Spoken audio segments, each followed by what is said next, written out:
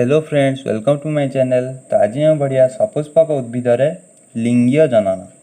तो चलतु आरंभ करवा। आवृतबीजी उद्भिदरे जननांश गुड़िक फूल मध्य थाए। तो चलतु देखिए से जननांश गुड़िक कौन कौन। युड़िक हूँ जननांश। उद्भिदर जो फूल थाए से चारि प्रकार जननांश थाए। वृत्तिमंडल, दलमंडल, पुंकेसर चक्र, फलिका चक्र। ये चलते बुझे एगुड़ा सब कौन। वृत्तिमंडल कौन? वृत्तिमंडल हूँ पांचटी सेपाल को नहीं गठित। पांचटी सेपाल को नहीं गोटे वृत्तिमंडल गठित। सेपाल कौन? ये जो फूल देखते पछे सब ग्रीन ग्रीन कलर सब बाहर थाए। फूलर ये बाहर थाए। देखु ये हूँ सेपाल, ये हूँ सेपाल सेपाल। तेज जो फूल पछपटे जो ग्रीन ग्रीन कलर सब बाहरी जाए से हूँ सेपाल। पांचटी सेपाल को नहीं गोटे वृत्तिमंडल गठित। पांचटी सेपाल। तापर देखिए दलमंडल। दलमंडल कौन? पांचटी पेटाल को नहीं गोटे दलमंडल गठित। फूलर जो थाए पाखुड़ा से कह जाए पेटाल। ये देखो यहाँ हूँ फूलर पाखुड़ा, दीटा दर्शाई। यपरी जो पांचटा दर्शा हम तो पांचटी पेटाल को नहीं गठित गोटे दलमंडल। तेज ये अच्छी पांचटी पेटाल। या पर आज पुंकेसर चक्र। पुंकेसर चक्र कौन? एकाधिक पुंकेसर को नहीं गोटे पुंकेसर चक्र गठित। से गोटे सरी गोटे दीटा हो पारे, तीनटी हो पार, ताठू तत्वधिक हो पार। तेरे पुंकेसर कौन? पुंकेसर तो आम कहीदे पुंकेसर को नहीं एकाधिक पुंकेसर को नहीं पुंकेसर चक्र गठित। किंतु पुंकेसर कौन? पुंकेसर हूँ एगुड़ा हूँ पुंकेसर। यहीटा जो बाहर ये देखो दर्शाई पुंकेसर। तो यहीपरी एकाधिक पुंकेसर को नहीं गोटे पुंकेसर चक्र गठित। जापारे यापर अच्छी फलिका चक्र। ये अच्छी एकाधिक पुंकेसर। तापर एठी आसो एकाधिक फलिका को नहीं फलिका चक्र गठित। देखु फलिका कौन? यहीटा हूँ फलिका। यू ये पर्यंत हूँ फलिका। जापारे फलिका कौटा से हीपरी पांच सरी एकाधिक फलिका को नहीं गठित फलिका चक्र। बुझिपारे फलिका चक्र कौन? तो चलतु जनन विषय डिस्कसन करिया बुझा। चलो देखिए प्रथमे पुंकेसर विषय। ये पुंकेसर विषय देखिए। देखो ये गोटे पुंकेसर। ये पुंकेसर देखो ये गोटे पुंकेसर। पुंकेसर यही पार्टा कह जाए आंथर। आ जो ये बाड़ीटा रहा यही बाड़ीटा ये बाड़ीटा क्या ये बाड़ीटा भी कहींपारे से हूँ फिलामेंट। ये हूँ आंथर, ये फिलामेंट। बर्तमान मैं आंथर गोटे बड़ पिक्चर कर।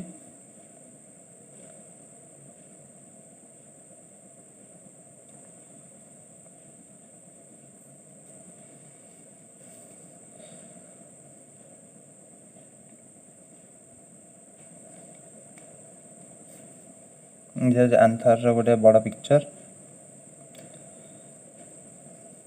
ये जो ये आंथर आंथर भितर चारोटी चैम्बर थाए। ये जो चारोटी चैम्बर रही से माइक्रोस्पोर मदर सेल रही। कौन रही? Microspore mother cell. ये देखु रही माइक्रोस्पोर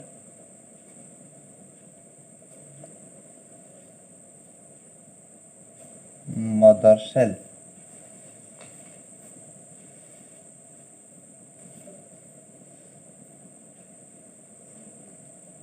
माइक्रोस्पोर मदर सेल लिखले मुझे पार्ट आउ थे बड़ कर।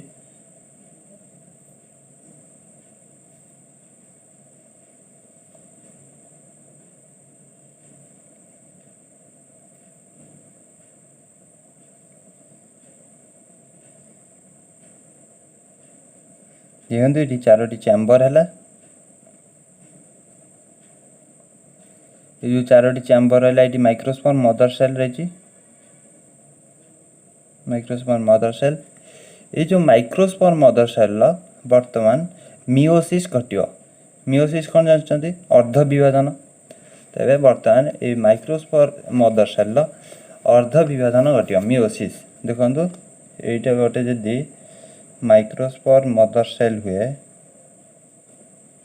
ये मियोसिस घटले केतोटी अपत्य कोष सृष्टि हो? यहाँ जदि डिप्लॉयड हुए 2n हुए यदि 2 गणित गुणसूत्र थाए तेरे हाप्लॉयड थिबा 4टी अपत्य कोष सृष्टि हो। 4टी अपत्य कोष सृष्टि हो।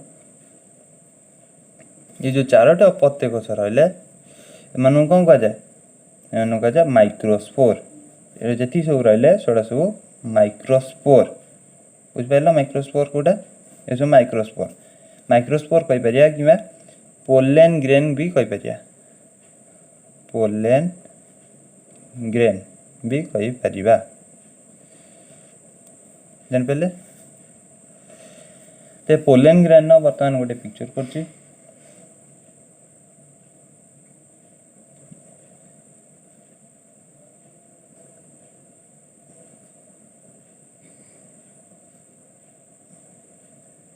हमर 10 क्लास रा जो ओडिया मीडियम बही रे एते सब जिनस एक्स्ट्रा जिनस नाही, किंतु एडा बुझिया पई जे सहजरे से गोटे जदि हम गोटे जिनस को बुझी जिवा ताल सहजरे मन रहबा ना नहीं।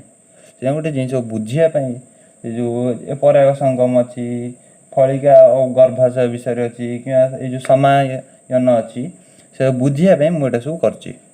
तेणु एरे जदि भलसे आपण बुझी जिवे तेबे अपन जो ए पराग संगम समायन एटा सब किछि माने आपण सहजरे मन रहि जिवो। जानि पले एटा हो गोटे पोलेन ग्रेन पिक्चर बा माइक्रोस्पोर पिक्चर। एटा होची एक्सटाइन बाह्य आवरण जो रही सेटा एक्सटाइन आ भीतर आवरण जो रही सेटा इनटाइन। आ एटा तो जानते एटा न्यूक्लियस, एटा न्यूक्लियस आ एटा होची कोष जीवक बा कहि परिया साइटोप्लाज्म। साइटोप्लाज्म बा कोष जीवक एटा न्यूक्लियस, एटा एक्सटाइन बाह्य आवरण। बाह्य आवरण एटा होची भीतर आवरण बा अंत आवरण भी कहि परिया। एटा होची गोटे pollen grain picture microspore picture. ए माइक्रोस्पोर एटा जानि पले माइक्रोस्पोर पिक्चर। तबे तापरे वर्तमान देखिबा माइक्रोस्पोर विषय जानि पले। वर्तमान जो फलिका विषय रे टिके देखिबा। एटा मन रखतांतु एठी पर्यंत हम आछंती। या परे हमें फलिका विषय रे देखिबा। फलिका रे कोन थाए? फलिका रे देखंतु ए पार्टटा एटा को डिंबक कह जाए। तो पूरा पूरी ए पार्टटा अछि एटा डिंबक कह जाए। डिंबक तेबे ए डिंबक रे देखंतु डिंबकाय थाए। डिंबक रे कोन थाए? डिंबकाय। रुंतु मु तार बड़ पिक्चर करछि वर्तमान। एटा देखंतु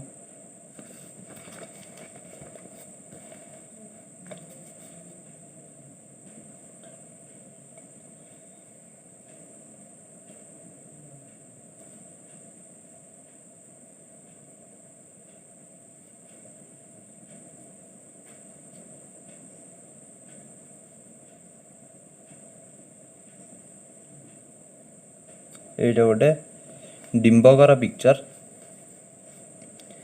ये डिंबक भितर न्यूसेलस थाए। कौन थाए? डिंबकाया बा न्यूसेलस इंग्लिश रे कह जाए डिंबकाया। ओडिया रे कह जाए डिंबकाया, इंग्लिश रे कह जाए न्यूसेलस। न्यूसेलस रो अर्थ कौन? न्यूसेलस रो अर्थ ये जो डिंबक मध्य रे समान प्रकार रो माने एका परि देखाउतबा सब सेल रही छै। एका परि देखाउतबा ए जो सेल रही छै चारियाडे। तापरे यह परिपक्व हबो। यार परिपक्व घटियो ना नहीं जते फूलटा धीरे धीरे जता बड़ा हबो यार परिपक्व घटियो। ये जो डिंबकार यार परिपक्व जता हबो देखंतु ଏଇଟା ଏଇପରି ହେଇଯିବ।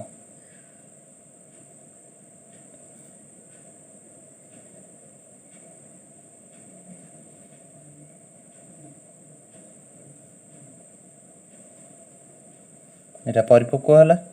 ଆଉ ଏଇ ଯେଉଁ ପରିପକ୍ୱ ଧୀରେ ଧୀରେ ଯେତେବେଳେ ହେଇ ଆସିବ, ଏଇ ଯେଉଁ ନ୍ୟୁ ସେଲସ୍ ଯେଉଁ ରହିଛି, ଏକାପରି କୋଷ ଯେଉଁ ରହିଛି, ଏମାନଙ୍କ ମଧ୍ୟରୁ ଗୋଟିଏ କୋଷର ଆକାର ପରିବର୍ତ୍ତନ ହେବ, ଅର୍ଥାତ୍ ତାର ଆକାର ଟିକେ ଅନ୍ୟ କୋଷ ଅପେକ୍ଷା ଟିକେ ବଡ଼ ହେଇଯିବ। ଏପରି ବଡ଼ ହେଇଗଲା ଏବଂ ଏସବୁ ନ୍ୟୁ ସେଲସ୍ ରହିଛନ୍ତି, ସବୁ ଡିମ୍ବକାୟ କୋଷ ଗୁଡ଼ା ସବୁ ରହିଛନ୍ତି, ଏସବୁ ନ୍ୟୁ ସେଲସ୍।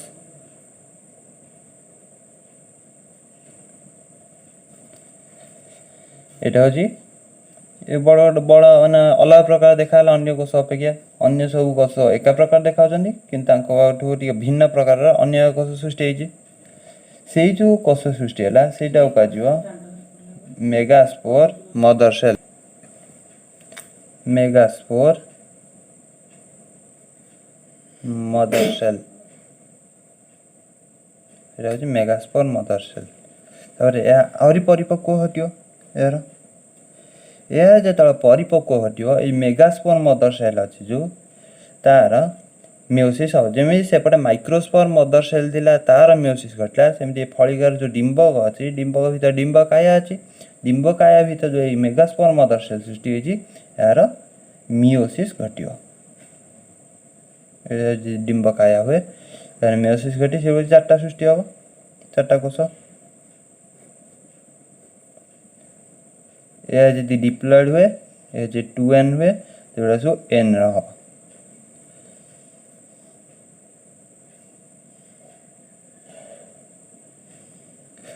ଏମାନେ ଯେଉଁ ଚାରିଟା କୋଷ ସୃଷ୍ଟି ହେଲେ, ଏମାନଙ୍କ ଭିତରୁ 3ଟି କୋଷ ନଷ୍ଟ ହୋଇଯିବ। এই 3ଟି କୋଷ ନଷ୍ଟ ହୋଇଯିବ। ଆଉ ଯେଉଁ କୋଷଟା ରହିବ ତାକୁ କୁହାଯିବ ଫଙ୍କସନାଲ ମେଗାସ୍ପୋର। ଏଇଟା ସବୁ ମେଗାସ୍ପୋର ଚାରିଟା ଯାକ, ତାଙ୍କ ଭିତରୁ 3ଟି ମେଗାସ୍ପୋର ନଷ୍ଟ ହୋଇଯିବ ଏବଂ ଯେଉଁଟା ରହିଲା ସେଟା ହେଉଛି ଫଙ୍କସନାଲ ମେଗାସ୍ପୋର। ଜାଣିପାରିଲେ ଫଙ୍କସନାଲ ମେଗାସ୍ପୋର କୋଉଟା? ଏଇ ଫଙ୍କସନାଲ ମେଗାସ୍ପୋର ତାପରେ ଭ୍ରୂଣାଶୟ ଥଳିରେ ପରିଣତ ହେବ, ଏମ୍ବ୍ରିଓ ସ୍ୟାକ୍ରେ ପରିଣତ ହେବ। ଦେଖନ୍ତୁ ଏଇଠି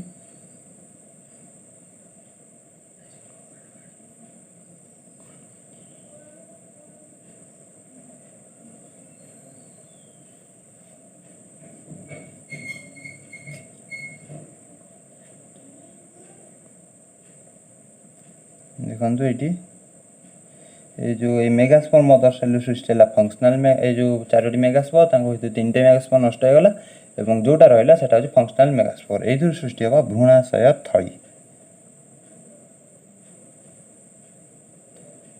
ଏଇଠି ଭ୍ରୂଣାଶୟ ଥଳି ସୃଷ୍ଟି ହେଲା। ଏଇଟା ହେଉଛି ଭ୍ରୂଣାଶୟ ଥଳି। ଜାଣିପାରିଲେ କେଉଁଥିରୁ ସୃଷ୍ଟି ହେଲା? ଫଙ୍କସନାଲ ମେଗାସ୍ପୋରରୁ ଭ୍ରୂଣାଶୟ ଥଳି ସୃଷ୍ଟି ହେଲା। ଜାଣିପାରିଲେ କେମିତି ସୃଷ୍ଟି ହେଲା? ଏ ଦେଖନ୍ତୁ ମୁଁ ଆଉ ଥରେ ଏଇ ଭ୍ରୂଣାଶୟ ଥଳିକୁ ବଡ଼ କରିକି କରୁଛି।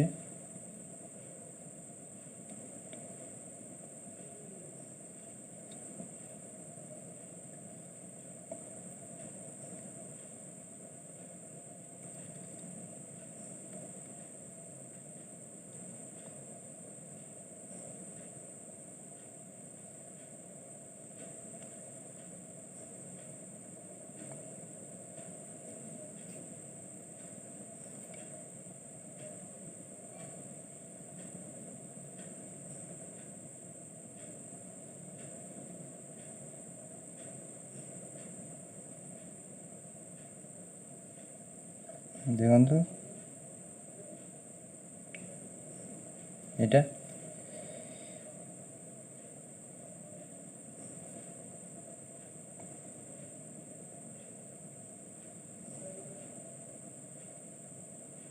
ଏଇଟା ହେଉଛି ଗୋଟେ ଭ୍ରୂଣାଶୟ ଥଳିର ପିକ୍ଚର। ଏଇ ପାର୍ଟଟା, ଏଇ ପୁରାଟାକୁ ଆମେ କହିବା ଡିମ୍ବକ। ଡିମ୍ବକ ଭିତରେ ଏଇଟା ରହିଲା ଭ୍ରୂଣାଶୟ ଥଳି। ଏଇ ପାର୍ଟଟା କ'ଣ କହିଲେ ଆପଣ କହିପାରିବେ କି? ଏଇ ପାର୍ଟଟା କ'ଣ? ଏଇ ପାର୍ଟଟା ହେଉଛି ନ୍ୟୁ ସେଲସ୍। ଦେଖନ୍ତୁ ସେଇ ନ୍ୟୁ ସେଲସ୍ ତା ଚାରିପଟେ ନଥିଲେ କି? ସେ ନ୍ୟୁ ସେଲସ୍ ଧୀରେ ଧୀରେ ଏଇଟା କୁହାଯିବ। ରୁହନ୍ତୁ, ଏଇ ଦେଖନ୍ତୁ এইটি जो थिला मेगास्पोर मदर सेल या चारिपट सब न्यूसेलस थिले ए न्यूसेलस तापरे कौन है ये मेगास्पोर मदर सेल सृष्टि 4टी मेगास्पोर 3टा नष्ट हो गला फंक्शनल मेगास्पोर ए जोटा रहा सेटा हूँ फंक्शनल मेगास्पोर यही फंक्शनल मेगास्पोर भ्रूणाशय थली सृष्टि है भ्रूणाशय थल यहाँ गोटे बड़ पिक्चर ताले यहाँ पूराटा को आम कह डिम्बक तेज यही पार्टा हूँ न्यूसेलस जोटा ये जोटा न्यूसेलस न्यूसेलस जो थिला सेटा एटा यही पार्टा सेटा धीरे धीरे जो मेगास्पोर मदर सेलटा बड़ होगी भ्रूणाशय थली परिणत है से जो न्यूसेलसटा छोट हो गला यही पार्टा यहाँ हूँ न्यूसेलस ये भ्रूणाशय थल जो पार्टा अच्छी मध्यरु जोटा यहीटा रुहत आप पार्टा कहीदे यहाँ हूँ बीजरंध्र बीजरंध्र यही पार्टा जो रहा यही पार्टा जो रहा ये जो बाड़ियाटा एमती लगे जो ये चारिपट जो घेरी रही आच्छाद हो रही है हूँ बीज आच्छाद जापारे कौन बीज आच्छाद बीजरंध्र तेज बीजरंध्र पाखर जो थी जो सेलटा मध्य जो 3टी सेल जो रही मध्य जो मझी सेलटा जोटा से जाऊँगी डिम्बकोश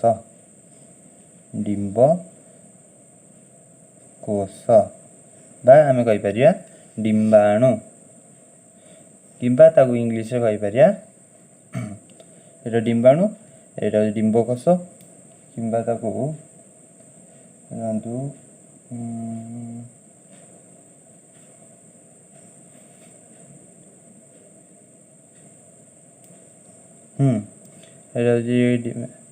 इंग्लीश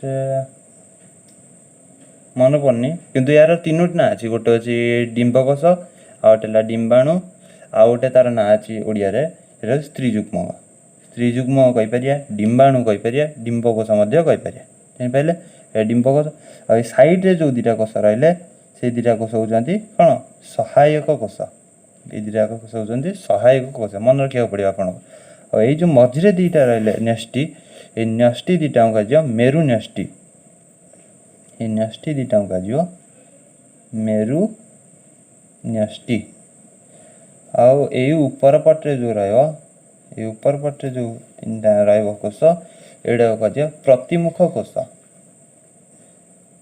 कौन कह प्रतिमुख कोष यहाँ इंग्लीश भी कही ये जो डिम्बकोश जो रहा से हाँ मन पड़ा एग सेल तापर साइड रे जो रहा सहायक कोष से होती सिनर्गिड्स तार मझे जो मेरु न्यष्टि रहा से होती पोलार न्यूक्लियस आ प्रतिमुख कोष जो रहा से होती एंटीपोडाल सेल बुझिपारे प्रतिमुख कोष एंटीपोडाल सेल डिम्बकोश एग सेल मेरु न्यष्टि कौन कौन कहले देखिए पोलार न्यूक्लियस जानपारे तार परवर्ती समय समायन हम समायन जस्ट टिके पूर्वर ये 2टा परस्पर सहित मिलित हो कौन हो सेकेंडरी न्यूक्लियस परिणत हो द्वितीयक न्यष्टि हो आगू आम पढ़ा देखो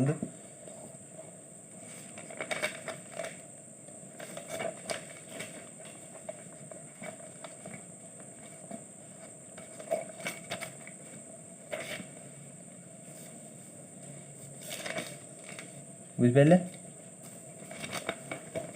ये जो सृष्टि है देखु ये डिम्बकोश जो रहा यहीपटे से देखे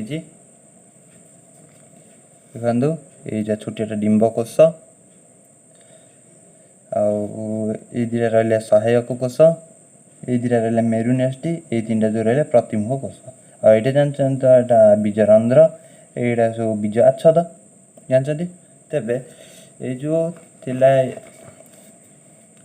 पोलेन ग्रेन ये पोलेन ग्रेनटा तापर विभिन्न माध्यम आसिक ये जो पोलेन ग्रेन जो अच्छी ता विभिन्न माध्यम साहाଯ୍ୟରେ आसी ये गर्भ शीर्ष उपर पड़ो कौटी पड़ो ये गर्भ शीर्ष जो अच्छी ता ऊपर पोलेन ग्रेनटा आसिक पड़ो देखो ये पोलेन ग्रेनटा आसिक पड़ी विभिन्न माध्यम पक्षी माध्यम हो कि बटरफ्लाए हो कि वायु माध्यम हो जपरी से जो फूलर बाहर से जो पोलेन ग्रेन ସେହି ଫୁଲର ଫଳିକା ଶୀର୍ଷ ଉପରେ ପଡ଼ିପାରେ, ସେଠି ଫଳିକା ଶୀର୍ଷ ହେଉଛି ଗର୍ଭ ଶୀର୍ଷ ଉପରେ ପଡ଼ିପାରେ, କିମ୍ବା ଫଳିକା ଶୀର୍ଷ ଏଇଟା କହିବ ଗର୍ଭ ଶୀର୍ଷ ଉପରେ ପଡ଼ିପାରେ, କିମ୍ବା ସେହି ଜାତିର ଅନ୍ୟ ଏକ ଫୁଲର ଗର୍ଭ ଶୀର୍ଷ ଉପରେ ପଡ଼ିପାରେ। ଏଇଟା ପଡ଼ିଲା ପରେ ଦେଖନ୍ତୁ କ'ଣ ହେଉଛି। ଏଇଟା ହେଉଛି ମନେକର, ମୁଁ ଏଇଠି କହିଦେଉଛି, ଏଇଟା ହେଉଛି ପୋଲେନ୍ ଗ୍ରେନ୍। ଏଇ ପୋଲେନ୍ ଗ୍ରେନ୍ର ତାପରେ କ'ଣ ହେବ, ମାଇଟୋସିସ୍ ଘଟିବ। ଏଇ ପୋଲେନ୍ ଗ୍ରେନ୍ର ମାଇଟୋସିସ୍ ଘଟିବ। ଦେଖନ୍ତୁ ଏଇଠି ମାଇଟୋସିସ୍ ଘଟୁଛି।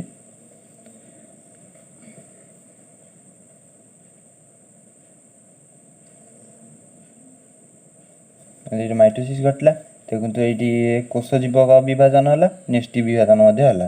ମାଇଟୋସିସ୍, ତେବେ ନେଷ୍ଟି ଯେଉଁ ଦୁଇଟା ବିଭାଜନ ହେଲେ, ଏଇ ଛୋଟ ନେଷ୍ଟି ଯେଉଁ ରହିଲା ଏଇଟାକୁ କୁହାଯିବ,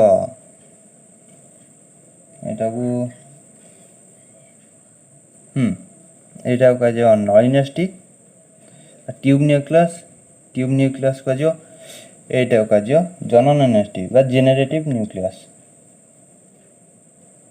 ଜନନ ନେଷ୍ଟି ଏସବୁ ବାହ୍ୟ ଆବରଣ ରହିଛି। ପଡ଼ିଲା ପରେ କ'ଣ ହେବ କହିଛି, ଏ ପଡ଼ିଲା ମନେକର ପରାବର୍ତ୍ତନଟା ଆସିକି ପଡ଼ିଲା ପରେ ସେଥିରେ ମାଇଟୋସିସ୍ ଘଟିବ।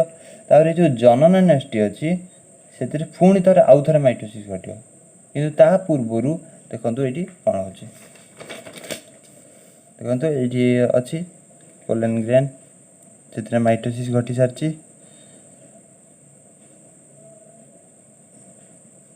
ମାଇଟୋସିସ୍ ଘଟି ସାରିଛି। ଏଇଟା ହେଉଛି ଯେଉଁ ନଳି ନେଷ୍ଟି, ଏଇଟା ହେଉଛି ଜନନ ନେଷ୍ଟି, ଏଇଟା ହେଉଛି ସର୍ଟକଟ୍ରେ ଲେଖିଦେଉଛି। ଏଇଟା ଟ୍ୟୁବ୍ ନ୍ୟୁକ୍ଲିୟସ୍, ଏଇଟା ଜେନେରେଟିଭ୍ ନ୍ୟୁକ୍ଲିୟସ୍। ଜାଣିପାରିଲେ? ତାପରେ ଏଇ ଯେଉଁ ଏଇଟା ପଢ଼ିସାରିଲା, ଏଇଠି ପଢ଼ିଲା ପରେ ତାପରେ ପଢ଼ିସାରିଲା ପରେ ଏଇଭଳି ମାଇଟୋସିସ୍ ଘଟିଲା। ମାଇଟୋସିସ୍ ଘଟି ସାରିଲା ପରେ ଏହାର ଅଙ୍କୁରିତ ହେବ। ଅଙ୍କୁରିତ କେମିତି ହେବ ଦେଖନ୍ତୁ, ଏଇଭଳି ଏଇ ଯେଉଁ ଏଇ ପାର୍ଟ ଯେଉଁ ଗ୍ୟାପ୍ ରହିଛି, ଏଇଟା ଯେଉଁ ଇନ୍ଟାଇନ୍ଟା ଅଛି ସେଇଟା ଏଇଭଳି ବାହାରି ଆସିବ। ଆଉ ଥରେ କରିଦେଉଛି, ଦେଖନ୍ତୁ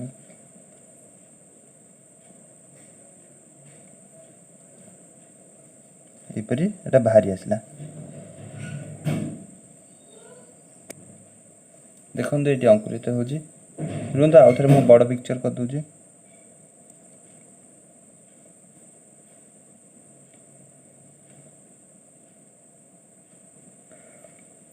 এটা ଅଙ୍କୁରିତ ହେଇଛି। ଅଙ୍କୁରିତ ହେଲା ବେଳେ ଏଇଠି ଅଛି ନ୍ୟୁରୋନେଷ୍ଟି ଅଛି, ଏଇଠି ଅଛି ନ୍ୟୁରୋନେଷ୍ଟି, ଏଇଟା ଜନନେଷ୍ଟି ଅଛି। ଏଇଟା କ'ଣ ହେବ, ଏଇଟା ଏଇଠିକି ପଳେଇ ଆସିବ, ଏଇଟା ପଳେଇବ ଏଇଠିକି। ଏଇଟା ଯଦି ବଢ଼ିଯିବ ଏଇପରି, କିନ୍ତୁ ଏଇଟା ଏକ୍ସଟାଇନ୍ଟା ଅଛି, ଏକ୍ସଟାଇନ୍ ଅଛି। ଏଇଟା ଯଦି ଏମିତି ବଢ଼ିଯିବ, ଏମିତି ଯଦି ବାହାରି ପଡ଼ିବ ଏଇ ଯେଉଁ ନଳି ଆକାର ଯଦି ଏଇଭଳି ବାହାରି ପଡ଼ିବ, ତେବେ ଏଇଟା କ'ଣ ଏଇଠିକି ପଳେଇ ଆସିବ। ଏଇ ଯେଉଁ ନ୍ୟୁରୋନେଷ୍ଟିଟା ଏଇଠିକି ପଳେଇଲା। ଆଉ ଯେଉଁ ଏଇଠି ଯେଉଁ ଜନନେଷ୍ଟି ରହିଲା, ଏଇଠି ମାଇଟୋସିସ୍ ଘଟିବ। ଏହାର ମାଇଟୋସିସ୍ ଘଟିକି ଦୁଇଟା ପୁଂଯୁଗ୍ମକ ସୃଷ୍ଟି କରିବ। ଏହା ସବୁ କ'ଣ ଅଛନ୍ତି, ହାପ୍ଲଏଡ଼୍ ଅଛନ୍ତି, ସମସ୍ତେ ହାପ୍ଲଏଡ଼୍ ଏଠି ଅଛନ୍ତି। ଏଇ ଯେଉଁ ସମସ୍ତେ ଅଛନ୍ତି ସମସ୍ତେ ହାପ୍ଲଏଡ଼୍, ପୁଂଯୁଗ୍ମକ ଦୁଇଟା ସୃଷ୍ଟି ହେବ। ତ ଏଇଟା ରହିଲା ନ୍ୟୁରୋନେଷ୍ଟି, ସରି ନଳିନେଷ୍ଟି, ଏଇଠି ରହିଲା, ଏଇ ଦୁଇଟା ହେଲା। ୟାର ଏଇଟା ହେଉଛି ଜନନ କୋଷ ବା ଆମେ କହିପାରିବା ଜନନ ନେଷ୍ଟି ବି କହିଲେ ଚଳିବ। ଏଇଟା ହେଉଛି ପୁଂଯୁଗ୍ମକ ବା କହିପାରିବା ଶୁକ୍ରାଣୁ। ଏଇ ଦେଖନ୍ତୁ ଏଇଠି ତା ଏଇପରି ବଢ଼ିଛି। ଏ ନଳୀଟା ଯେଉଁ ଏଇଠି ବାହାରିଛି, ଏଟାକୁ ଆମେ କ'ଣ କହିବା, ପରାଗ ନଳୀ କହିବା। ଏଟାକୁ ଆମେ କହିବା ପରାଗ ନଳୀ ବା ଇଂଲିଶ କହିପାରିବା ପୋଲେନ୍ ଟ୍ୟୁବ୍। ନଳୀଟା ବାହାରିକି ଏଇପରି ଲମ୍ବି ଏଇଟା ଏଇ ଯେଉଁ ବୀଜରନ୍ଧ୍ର ଅଛି, ଏଠି ଯେଉଁ ଦେଖନ୍ତୁ ବୀଜରନ୍ଧ୍ର ଦେଇ ସେଇଟା ଖୋଲିଛି କେଉଁ ପଟେ, ଭ୍ରୂଣାଶୟ ଥଳି ମଧ୍ୟରେ ଖୋଲି। ଏଇ ଯେତେବେଳେ ଭ୍ରୂଣାଶୟ ଥଳି ମଧ୍ୟକୁ ସିଏ ପ୍ରବେଶ କରିବ, ସେତେବେଳେ ତା ଅଗ୍ରଭାଗଟା ଫାଟିଯିବ। ଦେଖନ୍ତୁ ଏଇଠି ଅଛି ନଳିନେଷ୍ଟି, ତା ପଛପଟେ ଦୁଇଟା ପୁଂଯୁଗ୍ମକ ଅଛନ୍ତି। ଏଇଟା ଫାଟିଯିବ। ଫାଟିଗଲେ କ'ଣ ହେବ? ଆପଣ ଭାବୁଥିବେ ଯେ ନଳୀ ନେଷ୍ଟିଟି ଭିତରକୁ ପଳେଇବ, କିନ୍ତୁ ନା, ସେମିତି ହୁଏନି। ନଳୀ ନେଷ୍ଟିଟି ନଷ୍ଟ ହୋଇଯାଏ ଯେତେବେଳେ ଏଇଟା ଏଇପରି ଆସିବେ ଏମାନେ, ସେତେବେଳେ ନଳୀ ନେଷ୍ଟିଟି ନଷ୍ଟ ହୋଇଯିବ। ନଳୀ ନେଷ୍ଟି ନଷ୍ଟ ହୋଇଗଲା ପରେ ଏଇ ଯେଉଁ ପୁଂଯୁଗ୍ମକ ଦୁଇଟା ଅଛନ୍ତି ସେମାନେ ଭିତରକୁ ପଳାଏ। ତାଙ୍କ ଭିତରୁ ଗୋଟିଏ ପୁଂଯୁଗ୍ମକ ଏଇ ଯେଉଁ ସ୍ତ୍ରୀ ଯୁଗ୍ମକ ଅଛି, ଡିମ୍ବକୋଷ ଅଛି, ତା ସହିତ ମିଳିତ ହେଇକି ଯୁଗ୍ମଜ ସୃଷ୍ଟି କରିବ। ଆଉ ଗୋଟେ ଯେଉଁ ଏଇଠି କୋଷ ଆସିବ, ଆଉ ଗୋଟେ ପୁଂଯୁଗ୍ମକ ଆସିବ। ସେ ପୁଂଯୁଗ୍ମଟା କ'ଣ କରିବ? ଏଇ ଯେଉଁ ଏଇ କାର୍ଯ୍ୟଟା ଚାଲିଲା ବେଳେ ଏମାନେ ଯେତେବେଳେ ଭିତରକୁ ଆସୁଥିବେ ସେତେବେଳେ ମେରୁ ନେଷ୍ଟି ଦୁଇଟାଙ୍କ ଯେଉଁ ଅଛନ୍ତି, ମେରୁ ନେଷ୍ଟି, ସେ ମେରୁ ନେଷ୍ଟି ଦୁଇଟାଙ୍କ ମିଳିତ ହୋଇ ଦ୍ୱିତୀୟକ ନେଷ୍ଟି ତିଆରି କରିବେ। ଦୁଇଟାଙ୍କ ଗୋଟିଏ ନେଷ୍ଟି ହେଇଯିବ। ମନରେ ଏଇଠି ଦେଖନ୍ତୁ ଦୁଇଟା ନେଷ୍ଟି ଅଛନ୍ତି, ଏଇଟା କହିବା ମେରୁ ନେଷ୍ଟି। ତେବେ ଏମାନଙ୍କ ପାଖରୁ ପୁଣି ଯେତେବେଳେ ସମାୟନ ଏଠି ଘଟିଲା, এই ସମାୟନ ଘଟିବାର ଠିକ୍ କିଛି ସମୟ ପୂର୍ବରୁ ଏମାନେ ଦୁଇ ଜଣ ମିଶି ଦ୍ୱିତୀୟକ ନେଷ୍ଟି ହେଇଯିବେ। ଏହିପରି ଗୋଟିଏ ନେଷ୍ଟି ହେଇଯିବ। ଏଇଟା କହିବା ଦ୍ୱିତୀୟକ ନେଷ୍ଟି ବା ସେକେଣ୍ଡାରୀ ନ୍ୟୁକ୍ଲିୟସ୍। ଏଇଟା ଦ୍ୱିତୀୟକ ନେଷ୍ଟି। এই ଦ୍ୱିତୀୟକ ନେଷ୍ଟି ସହିତ এই ଯେଉଁ ପୁଂଯୁଗ୍ମକ ଆଉ ଗୋଟେ ଯେଉଁ ଅଛି ସେଇଟା ମିଳିକି କ'ଣ କରିବ? ଭ୍ରୂଣ ପୋଷ ନେଷ୍ଟି ତିଆରି କରିବ। ଏଇଟା ଆଗେ ଥିଲା ମେରୁ ନେଷ୍ଟି। ମେରୁ ନେଷ୍ଟି ପରେ ହେଲା ଦ୍ୱିତୀୟକ ନେଷ୍ଟି। ଦ୍ୱିତୀୟକ ନେଷ୍ଟି ପରେ ଆଉ ଗୋଟେ ଯେଉଁ ନେଷ୍ଟି ହେବ ସେଟା ହେଇଯିବ କ'ଣ? ଭ୍ରୂଣ ପୋଷ ନେଷ୍ଟି। ଏଇ ଯେଉଁ ଭ୍ରୂଣ ପୋଷ ନେଷ୍ଟି ସିଏ କ'ଣ କରିବ? ଦେଖନ୍ତୁ ଏଇ ଡିମ୍ବକ ଯେଉଁ ଅଛି, ଡିମ୍ବକଟା ବଡ଼ ହେଲା ପରେ କ'ଣ ହେବ? ମଞ୍ଜି ହେଇଯିବ। ଏଇ ଗର୍ଭାଶୟ ଯେଉଁ ଅଛି, ଗର୍ଭାଶୟଟା ବଡ଼ ହେଲେ ଫଳ ହେଇଯିବ। ଭିତରେ ରହିବ କ'ଣ? ଭ୍ରୂଣ। ଏ ଯୁଗ୍ମଜ ସୃଷ୍ଟି ହେଲା ଡିମ୍ବକୋଷ ଆଉ ପୁଂଯୁଗ୍ମକ ସହିତ ମିଶିକି ଏଇ ଯେଉଁ ମିଳନ ଘଟି ସମାୟନ ଘଟିଲା। ସମାୟନ ଘଟିକି ଯୁଗ୍ମଜ ସୃଷ୍ଟି ହେବ। ଜାଣିନାହାନ୍ତି କି ଆପଣ? ପୁଂଯୁଗ୍ମକ ପ୍ଲସ୍ ସ୍ତ୍ରୀ ଯୁଗ୍ମକ ସୃଷ୍ଟି ହେବ କ'ଣ? ଯୁଗ୍ମଜ ଜାଇଗୋଟ ସୃଷ୍ଟି ହେବ। এই জাইগোটরে ধীরে ধীরে কোষ বিভাজন ঘটি মাইটোসিস ঘটি କ'ଣ ହେବ? ଭ୍ରୂଣ ସୃଷ୍ଟି ହେବ। କିନ୍ତୁ ଦେଖନ୍ତୁ ସିଡ୍ ଭିତରେ ସିଏ ଅଛି, ସେ ମଞ୍ଜି ଭିତରେ ଅଛି, ସିଏ ସୂର୍ଯ୍ୟାଲୋକ ପାଇପାରିବନି। ମଞ୍ଜି ଭିତରେ କ'ଣ ଭ୍ରୂଣ ସୂର୍ଯ୍ୟାଲୋକ ପାଇପାରିବ କି? ସୂର୍ଯ୍ୟାଲୋକ ଯଦି ପାଇପାରିବ ନାହିଁ ତାହେଲେ ସେ ଖାଦ୍ୟ କେଉଁଠୁ ପାଇବ? ବଢ଼ିବା ପାଇଁ ପୁଣି ଥରେ ଆହୁରି ଆଗକୁ ବଢ଼ି କୋଷ ବିଭାଜନ ଘଟି ଭ୍ରୂଣ ସୃଷ୍ଟି ହେଲା। ଆହୁରି ବଢ଼ିବା ପାଇଁ ତାକୁ ଆହୁରି ଖାଦ୍ୟ ଦରକାର। ଖାଦ୍ୟଟା କ'ଣ କେଉଁ ବାହାରୁ ମିଳିବ କି? ବାହାରୁ ମିଳିବନି। ସେ ଖାଦ୍ୟଟା ଏଇ ଯେଉଁ ଭ୍ରୂଣ ପୋଷ ନେଷ୍ଟି ଅଛି, ଏଇଠି ଯେଉଁ ଅଛି ଭ୍ରୂଣ ପୋଷ ନେଷ୍ଟି, ଭ୍ରୂଣ ପୋଷ ନେଷ୍ଟି ଯେଉଁ ଅଛି, ସେଇ ଭ୍ରୂଣ ପୋଷ ନେଷ୍ଟି ତାକୁ ପୋଷଣ ଯୋଗାଏ। ପୋଷଣ ଯୋଗାଇଲେ ସେଇଟା ବଡ଼ ହେବ ଧୀରେ ଧୀରେ। ଜାଣିପାରିଲେ? ତାହେଲେ ଦେଖନ୍ତୁ ଏଇଠି ଗୋଟେ ଜାଗାରେ এইটি দেখন্তু ଗୋଟେ ପୁଂଯୁଗ୍ମ, ଫାଷ୍ଟ ଯେଉଁ ପୁଂଯୁଗ୍ମଟା ଯାଇଥିଲା ସେଟା ମିଳିଲା ଡିମ୍ବକୋଷ ସହିତ। এইটা ଗୋଟେ ସମାୟନ ଘଟିଲା। ସମାୟନ ସାଧାରଣତଃ କ'ଣ କହିବା? ପୁଂଯୁଗ୍ମକ କାହା ସହିତ ଗୋଟେ ମିଶିଲେ, ସ୍ତ୍ରୀ ଯୁଗ୍ମ ସହିତ ମିଶିଲେ ସମାୟନ କହିପାରିବା। ଦେଖନ୍ତୁ ଆଉ ଗୋଟେ ବି ସମାୟନ ହେଇପାରିବ। ଏ ଯେଉଁ ପୁଂଯୁଗ୍ମକ ଅଛି ସେଇଟା ଏଇ ଭ୍ରୂଣ ପୋଷ ନେଷ୍ଟି କହୁଛି। ଏ ଯେଉଁ ପୁଂଯୁଗ୍ମକ ଅଛି ଏଇଠି ଥିଲା କ'ଣ? ଦ୍ୱିତୀୟ ନେଷ୍ଟି ହେଇଥିଲା। ଦୁଇଟା ମେରୁ ନେଷ୍ଟି ମିଶିକି ଏ ଦ୍ୱିତୀୟ ନେଷ୍ଟି ସହିତ ମିଶିକି ଭ୍ରୂଣ ପୋଷ ନେଷ୍ଟି ତିଆରି କରିଛି। এই ଯେଉଁ ଦ୍ୱିତୀୟକ ନେଷ୍ଟି ସହିତ ପୁଂଯୁଗ୍ମକ ଆଉ ଗୋଟେ ଯେଉଁ ମିଶିଲା ସେଟାକୁ ବି ଆମେ କହିପାରିବା ସମାୟନ। ତାହେଲେ ଏଠି କେତେ ଥର ସମାୟନ ଘଟିଲା? 2 ଥର ସମାୟନ ଘଟିଲା। ତାହେଲେ ଯେଉଁ ଏଇଠି ଯେଉଁ ଉଦ୍ଭିଦରେ କେଉଁ ଉଦ୍ଭିଦର ସପୁଷ୍ପକ ଆବୃତ ବୀଜି ଉଦ୍ଭିଦରେ ଯେଉଁ ଏଇ ସମାୟନ ଘଟିଲା, এই ସମାୟନଟାକୁ ଆମେ କହିପାରିବା ଦ୍ୱିସମାୟନ କହିପାରିବା। କ'ଣ ପାଇଁ? କାରଣ ଏଠି 2 ଥର ସମାୟନ ଘଟିଛି। ଗୋଟେ ଡିମ୍ବକୋଷ ସହିତ ଗୋଟିଏ ପୁଂଯୁଗ୍ମ ମିଶିକି ଭ୍ରୂଣ ଯୁଗ୍ମଜ ସୃଷ୍ଟି ହେଇଛି। ଆଉ ଗୋଟେ ପୁଂଯୁଗ୍ମ ସହିତ ମିଶିଲା କିଏ? ଦ୍ୱିତୀୟକ ନେଷ୍ଟି ମିଶିକି ଭ୍ରୂଣ ପୋଷ ନେଷ୍ଟି। ଦେଖନ୍ତୁ এইটা ଥିଲା ହାପ୍ଲଏଡ୍ ଡିମ୍ବକୋଷ, ପୁଂଯୁଗ୍ମ ଥିଲା ହାପ୍ଲଏଡ୍, ମିଶିକି କ'ଣ ହେଲେ? ଡିପ୍ଲଏଡ୍ ହେଲେ। ପୁଂଯୁଗ୍ମ ଏ ଯେଉଁ ଯୁଗ୍ମଜ ଯେଉଁ ସୃଷ୍ଟି ହେଲା ଡିପ୍ଲଏଡ୍। ଦେଖନ୍ତୁ ମେରୁ ନେଷ୍ଟି ଦୁଇଟାଙ୍କ ଥିଲା ହାପ୍ଲଏଡ୍, ଦୁଇଟାଙ୍କ ମିଶିକି ହେଲା ଡିପ୍ଲଏଡ୍ ହେଲା ପରେ ତାପରେ ଆଉ ଗୋଟେ ଯେଉଁ ପୁଂଯୁଗ୍ମ ମିଶିଲା ସେଟା ଟ୍ରିପ୍ଲଏଡ୍ ହେଇଯିବ, ତ୍ରିଗୁଣିତ ହେଇଯିବ, 3n। ଏଇ ଯେଉଁ ଭ୍ରୂଣ ପୋଷ ନେଷ୍ଟି ଯେଉଁ ସୃଷ୍ଟି ହେବ ସେଟା ହେଉଛି 3n ଭ୍ରୂଣ ପୋଷ ନେଷ୍ଟି। ଜାଣିପାରିଲେ କ'ଣ? 2 ସମାନ ବୁଝିପାରିଲେ? ଏଇଠି ଲାଷ୍ଟକୁ ସୃଷ୍ଟି ହେବ ଭ୍ରୂଣ ପୋଷ ନେଷ୍ଟି ତ୍ରିଗୁଣିତ, ଆଉ ଯୁଗ୍ମ ସୃଷ୍ଟି ହେବ ସେଟା 2 ଗୁଣିତ। ତାପରେ ଦେଖନ୍ତୁ ଏଇଠି ଆଉ ଗୋଟେ এই ଯେଉଁ ପରାଗ ସଙ୍ଗମ ଘଟିଲା, ମାନେ ପରାଗ ସଙ୍ଗମ କ'ଣ? ଏ ଯେଉଁ ଏଇଠି ଥିଲା ଦେଖନ୍ତୁ ଆନ୍ଥର ଥିଲା। ଏ ଆନ୍ଥରରେ ଥିଲା ये जो चैम्बर मानक थिला माइक्रोस्पोर मदर सेल से मध्य विभाजन जो मेओसिस घटिकी माइक्रोस्पोर सृष्टि है बा सेटा कह पोलेन ग्रेन बा कहीपर कौन पराग रेणु कहीपर यही पराग रेणुआटा जदि से फूलर ये गर्भशिश उपर पड़ी ताहले सेटू आम कह स्वपरागण कौन कह स्वपरागण यदि से ही फूलर यदि से फलिका शीर्ष सॉरी गर्भशीर्ष उपर पड़ो से आम कह स्वपरागण आदि मनर ये बाहर गोटे फूल बाहर ये पराग रेणु बाहर पराग रेणु जैकि आउ गोटे उद्भिदर आंथरे जब जा पड़े तेरे से आम कह परपरागण से केमी कह जीव वायु मध्यम जापे जल मध्यम जापे विभिन्न जो पक्षी माध्यम जापे